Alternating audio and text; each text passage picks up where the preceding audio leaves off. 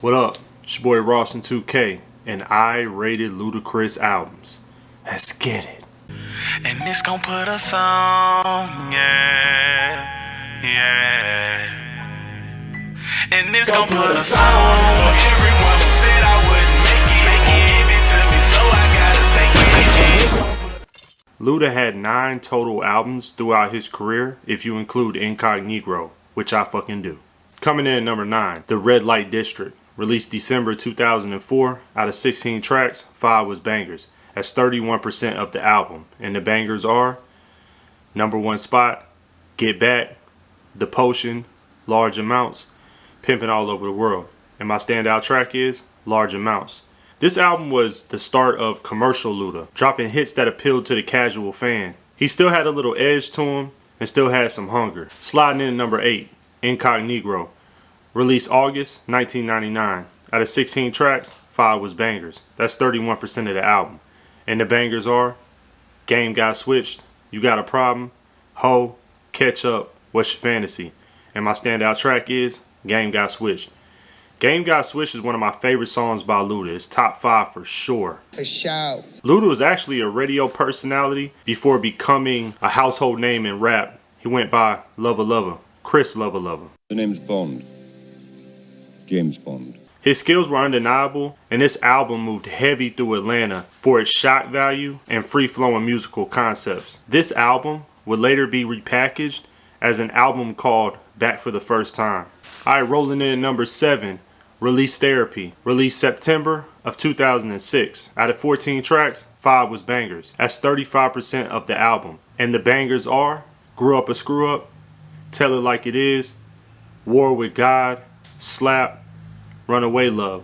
And my standout track is Freedom of Preach. This album was mid. You're basic. It's devastating. I didn't see any direction or effort to give you a classic, but I did hear a more mature Luda and a stand-up man at 28 years old, which is kind of crazy because I just became mature like 6 months ago. There was a lot of speculation about the record War with God. Who is he dissing? The names that were ringing were T.I., Come deal with the daddy, man. Wayne, even Rick Ross. It's either beef or it ain't beef. But Luda quotes, that song was me distinguishing myself from what a lot of the rest of the music industry was doing. I'm tired of being compared. Right. My guess is T.I., 100%. No doubt. Coming in number 6, Battle of the Sexes, released March 2010. Out of 17 tracks, 7 was bangers. That's 41% of the album. And the bangers are How Low, My Chick Bad, Everybody Drunk, Sex Room, I Know You Got a Man, Feeling So Sexy, How Low Remix.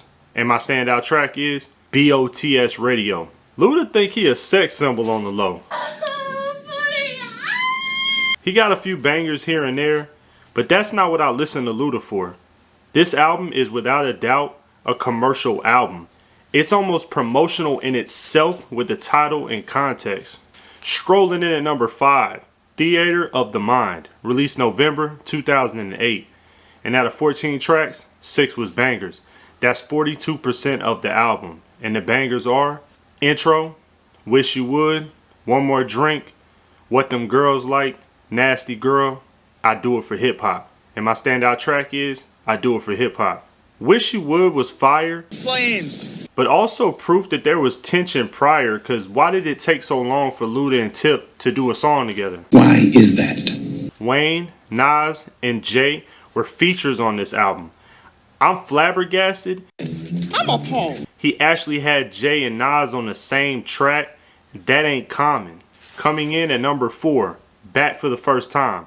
Released October 2000. Out of 16 tracks, 7 was bangers. That's 43% of the album. And the bangers are You Got a Problem, Game Got Switched, What's Your Fantasy, Ho, Catch Up, Southern Hospitality, What's Your Fantasy Remix. And my standout track is Stick 'Em Up.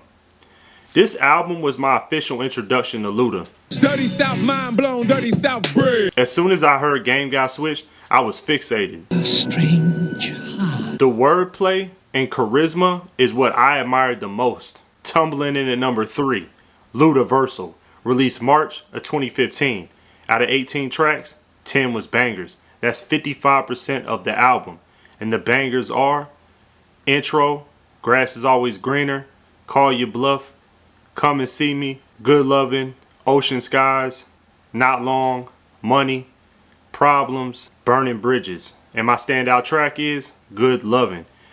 I appreciate the candor on this album. He didn't hold back, and I got to see one of my favorite artists in rare form. Can you say vulnerability? And on this album, Luda mentions evolving from the old Ludacris that fans persistently ask for. But the catalyst here is the commercial route that was chosen so early on in his career. The theme of the album is sincerity and betrayal. Great project, great insight. Okay, we getting down to the wire to revealing Ludacris' #1 greatest album of all time. Coming in at #2, Chicken and Beer, released October 2003. Out of 17 tracks, 10 was bangers. That's 58% of the album. And the bangers are Intro, Blow It Out, Stand Up, Splash Waterfalls, Hard Times, Diamond in the Back, Screwed Up, Pussy Poppin', Hip Hop Quotables, We Got, and my standout track is Hard Times.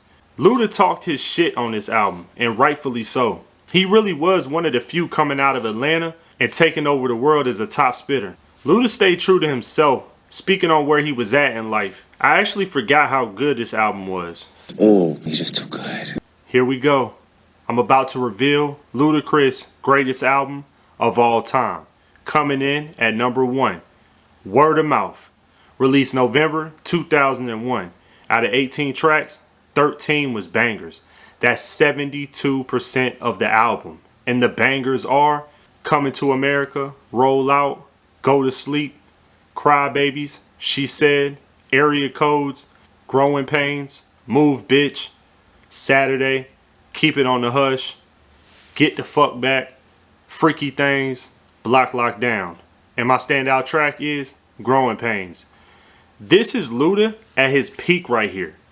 This album is what made me say Luda is top tier, top 5 lyricists, especially in Atlanta. Luda really put on for DTP, which at the time consisted of I-20, Lil Fate, and Shauna. I don't care what Wikipedia says. Go fuck yourself. This is one of the greatest albums of all time. Remember it. Write it down. Take a picture. I don't give a fuck. And you know I don't say that often. If I could describe Luda's style, I would call it outstanding, chaotic wordplay. Luda's style is one of a kind. He's lyrically elite, and he brought a comedic element that was not celebrated at the time when gangster rap was in full effect. And Luda hit his peak very early on in his career. So by no fault of his own, he set a ceiling that he continuously chased his entire career. So there you have it. Like, subscribe, holla at your boy.